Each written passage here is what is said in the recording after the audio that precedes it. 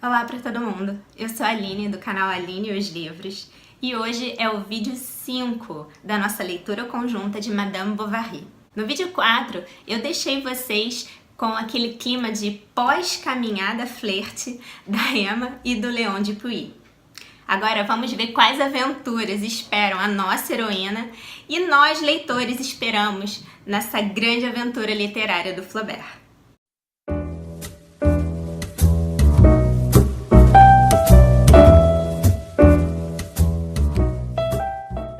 Uma questão bem interessante para a qual a gente deve atentar nesse livro é a questão do tempo. Há momentos, como o momento da gestação da Emma, que o Flaubert descreve de uma forma muito rápida, muito breve. Ele só consegue então destacar desse período o descontentamento da Emma, o encantamento do Charlie com as transformações no corpo da esposa, também a dificuldade financeira que o Charlie estava experimentando e a grande raiva da Emma por não poder comprar nada daquilo que ela imaginava para o bebê. Nada daquilo que ela começou a fantasiar depois de ter passado aquela noite no castelo. Esse tempo psicológico, esse tempo subjetivo vai ser muito importante para a gente conhecer um pouco dos personagens. Então, descrevendo passeios de uma forma mais longa, se atendo a detalhes nas observações das pessoas, na forma como, por exemplo, o Monsieur Homais lida com os filhos. Tudo isso vai ser importante para a construção dos personagens, para tornar a história ainda mais verossímil. Os passeios da Emma em grupo, a relação que ela estabelece com os outros personagens, as conversas, tudo isso vai criar essa atmosfera para o romance do Léon e da Emma começar a crescer, começar a germinar. Isso também vai começando a criar a representação social que aqueles outros personagens vão ter da Emma. O Flaubert então não vai se preocupar em levar todo o tempo necessário para descrever todas as disposições morais daqueles personagens daquela cidade. E nesse clima vai aparecer um personagem também bem interessante, o Monsieur Lheureux. O Monsieur Lheureux é um comerciante que viaja para várias cidades importantes da França. Ele vai a Rouen, vai a Paris. Então ele traz muitos artigos, muitos tecidos, muitas coisas que costumam agradar bastante as senhoras. E a Emma vai ficar cativada pela beleza daquilo tudo. E a gente que está relendo o livro, ou que não leu o livro ainda, mas que já viu o filme, sabe que é hora da gente começar a tremer. Porque a Emma vai sim, em um momento da história, começar a comprar de tudo, começar a querer usar tudo do bom e do melhor, vai começar a cavar um fosso ali ao redor dela. Então é um momento em que a gente relembra todos aqueles jogadores compulsivos da história da literatura, ou para quem até tem a infelicidade de ter alguma pessoa próxima com esse tipo de problema, isso também é um momento de muita emoção. A Emma vai dizer por enquanto que ela não precisa de nada, ela vai tocar naqueles tecidos, ela vai flertar com aquela vida representada, trazida pelos ventos de Monsieur Lheureux, mas ela vai recusar no primeiro momento.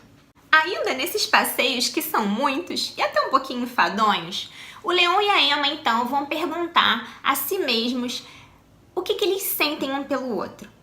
A Emma vai perguntar mais sobre os sentimentos do Léon por ela do que os sentimentos que ela tem. Ela já sabe que ela está detestando aquela vida, ela não queria ter tido filho, ela esperava uma vida completamente diferente. Ela achava que o casamento ia, de certo modo, salvá-la e levá-la para uma vida de emoções, que, no entanto, até agora não chegou.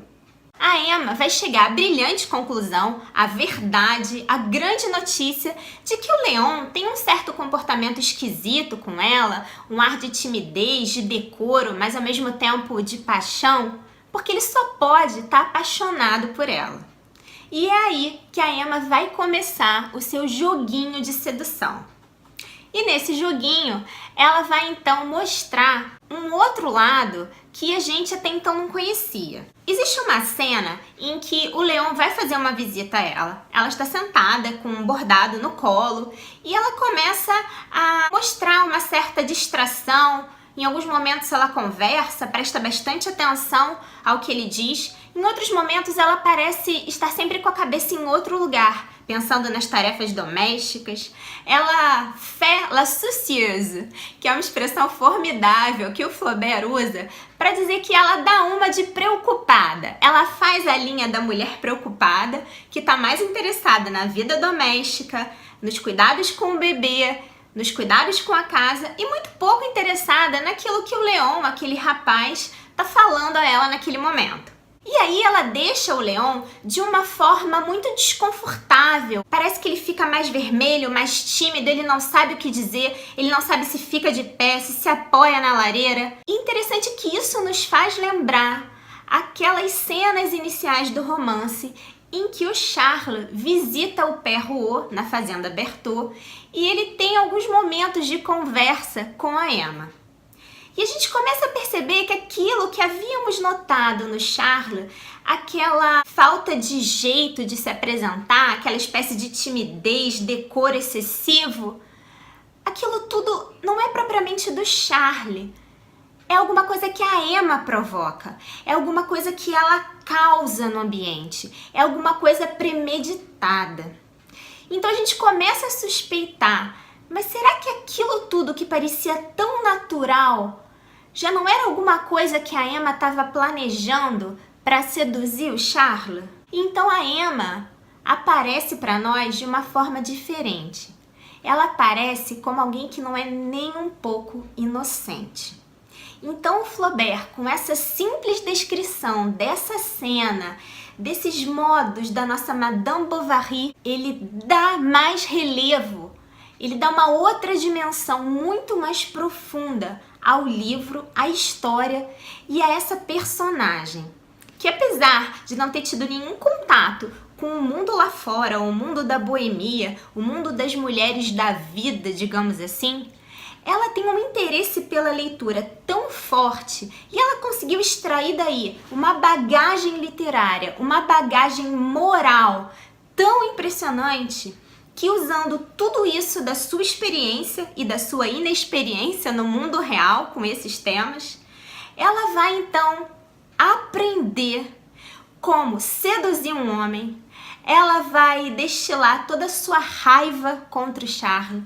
Ela vai aprender como driblar a monotonia do casamento. E vai então se enredar cada vez mais numa história em que ela vai descobrir a si mesma e vai descobrir cada vez mais todo o desgosto que ela tem por ter se casado. A gente tem que lembrar que a Emma passou um tempo na sua adolescência no convento. Mas mesmo assim, vocês se lembram daquela ideia que o Flaubert traz de que ela gostava muito mais de emoções fortes e não de paisagens? Pois é isso que a Emma vai começar a fazer agora. Fazendo essa linha da soucieuse, da preocupada, da esposa cheia de decoro, ela vai então criar uma imagem de mulher perfeita, elegante, bonita, uma mulher que é o ideal, uma mulher que todos os maridos querem ter. E com isso ela vai conseguir cativar mais ainda o Léon, que vai então ficar encantado por esse sentimento que ele nutre por uma mulher dessa categoria. E ele vai ficar então muito mais contente em manter essa devoção do que em concretizar qualquer tipo de aproximação com esse objeto da sua paixão. E diante de todo esse sacrifício, esse charme glacial, que é uma outra expressão fantástica que o Flaubert usa, a Emma então vai se refugiar no seu quarto e de vez em quando ela vai ter uns arrobos, umas crises, uns ataques de raiva, de rancor.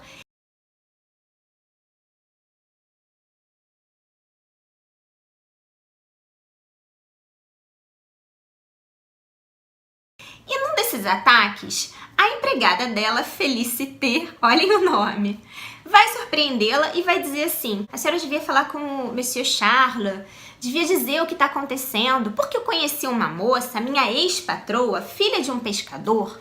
ela também experimentava essas crises. Ela também tinha esses arrobos e às vezes ela corria na direção do mar e ficava lá ajoelhada. Ela tinha reações extremadas, mas tudo isso melhorou depois que ela se casou.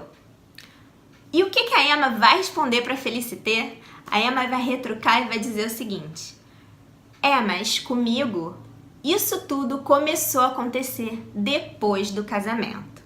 E aí, o leitor toma um tapa na cara, é um balde de água fria na instituição do casamento, na cara do marido, na cara da sociedade, na cara da empregada. Então ela desmascara ali toda essa farsa, né, de que o casamento resolveria os ataques histéricos das mulheres. E ela vai se sentir muito importante e muito bem, ela vai se sentir muito virtuosa, porque ela está fazendo o grande sacrifício de não trair o marido dela com o Leon e de se aferrar àquela vida, quando na verdade ela tem vontade de largar tudo e ir embora com ele. Então eu deixo vocês aqui nesse vídeo com a Emma Soucieuse, com seu charme glacial e com tudo que ela vai preparando aí para as próximas cenas, para as próximas aventuras do romance. Eu vejo vocês então no vídeo 6 do Madame Bovary.